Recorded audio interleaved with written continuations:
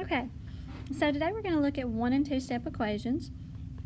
And you probably remember these from last year, but it's just going to be a quick review of those skills. So just to make sure that you understand how to do them before we move on to multi-step and equations with variables on both sides.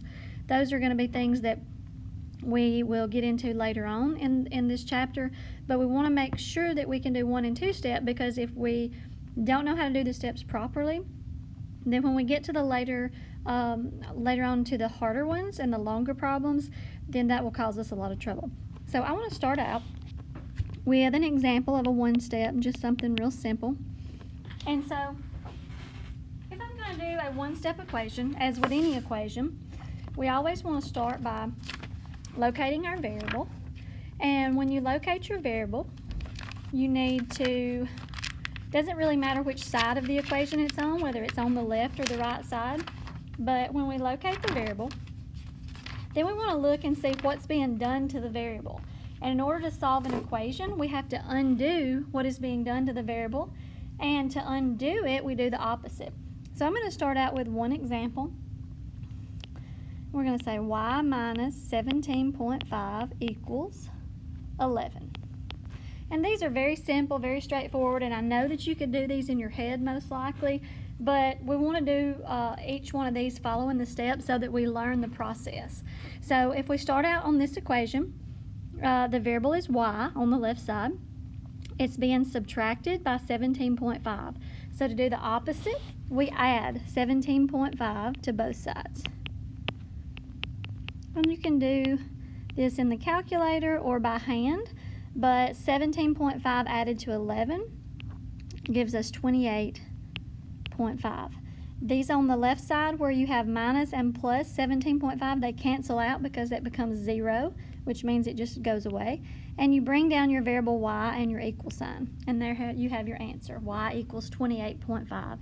Any equation, no matter how simple or how hard it is, if you want to check your answer, you always can plug it back into the original equation for the variable and see if it makes a true statement. And if it does, you got it right, and if it does not, you missed it. Okay, so a second example, very similar to that. X over 7.5 equals 4. Okay, so on this equation, I'm going to look at my variable on the left, which is x. It's in a fraction over 7.5. A fraction bar means divide. So the opposite of dividing by 7.5 is to multiply both sides by 7.5. That means divide and multiply 7.5 cancel out, because 7.5 divided by 7.5 is 1. 1 times x remains x. So I'm going to bring down my variable and my equal sign. And then 4 times 7.5 in the calculator or by hand is 30. So those are just some simple, you can do these equations with decimals, fractions, whole numbers, integers. It doesn't really matter, but either way, they still will work as long as you follow the steps of locating the variable, seeing what's being done to it, and then doing the opposite. Okay, let's move and do a few 2-step equations.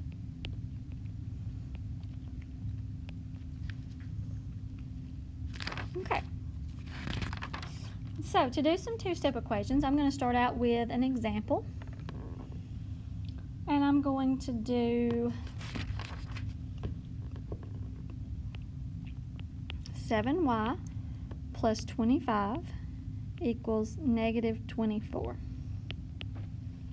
Okay, a 2-step equation, we want to start out by locating our variable just like in the 1 steps. And let's see what's being done to that variable on the same side. The variable is y, it's being multiplied by 7, and it's being added by 25. Anytime we are going to undo the operations in order to get to the answer for what y is equal to, we're going to undo them, but we always need to undo in the opposite order of PEMDAS. So if we're going backwards through PEMDAS, we're going to undo the adding and subtracting first. So let's undo the plus 25, so let's subtract 25. Negative 24 minus 25 is negative 49. Bring down your equal sign. These cancel out, plus 25 minus 25, and then on the left side you bring down not just y, but it's 7y. So now we want to solve. We have eliminated one of my steps, so we have one step left. So y is my variable. It's being multiplied by 7. So I'm going to do the opposite and divide both sides by 7.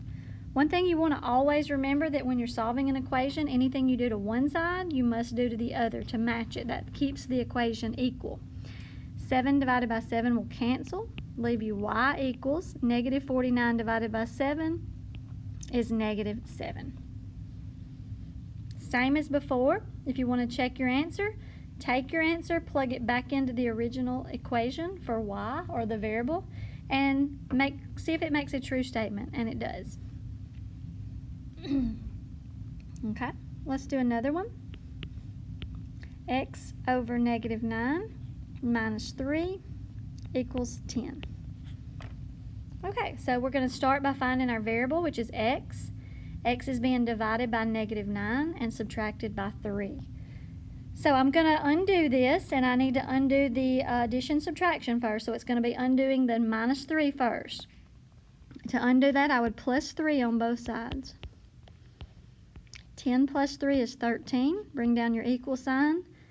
Eliminate your plus 3 minus 3. And bring down your leftover x over negative 9. Okay, we have one step left. X is my variable. It's being divided by negative 9. So I'm going to do the opposite and times both sides by negative 9. The negative 9's cancel. We're bringing down x. And on the right side, we have 13 times negative 9. And that is negative 117. And that is the answer for that equation. I'm going to show you one more that is an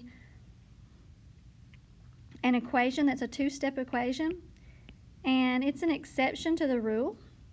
This is the only time that you will do this in this order instead of the traditional order.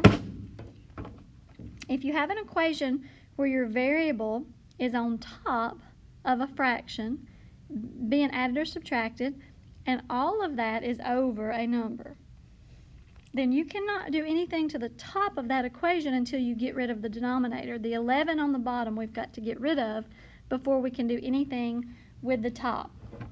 So normally when we solve a two-step equation, we would do the opposite of the plus 5 here.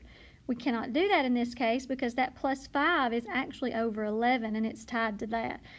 So in order to solve this one, what I need to do is let's get rid of the bottom first. So we're going to act like the top is in parentheses, so we can't really touch it because it's grouped together.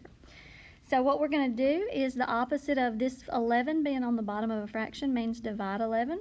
So we're going to do the opposite, and we're going to multiply by 11 on both sides. That will cancel out those 11s. Bring down your y plus 5, and on the right side, 3 times 11 is 33. Now if you want to solve, now you have a one step left, so y is your variable. It's being added to 5, so you do the opposite and you subtract 5 on each side. The minus 5 plus 5 cancel, and on the right side, 33 minus 5 is 28. And that is your answer to that equation. If you are given any equations where, let's say for an example, if they gave you an equation that had like negative, let me come up with something, negative 23 plus 5g equals 9. Okay, so if you're given an equation where the variable is not at the beginning, you have two options. You can work it from here without changing anything. And in that case, you would want to make sure that you still did follow the rules of locating your variable, what's being done to it, and always do the opposite of the plus or minus, the adding or subtracting first. So in this case, I would want to get rid of this minus 23 first, because that minus 23 needs to be gotten rid of because it's subtraction. So I'm going to show you this way, and then I'll go back and solve it showing you a different way. And you can choose either way, whichever you think is easier.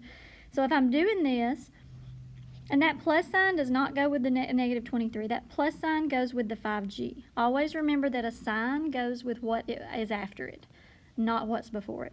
So if I'm going to solve this equation for g, I need to get rid of the minus 23, so I would plus 23 on both sides. Those will cancel, bring down your 5g. On the right side, you've got 9 plus 23, which is 32. And then divide both sides by 5. And then if you take your calculator and divide 32 by 5, you get 6.4. So bring down g equals 6.4. Okay, one other thing that you could do, if you wanted to, instead of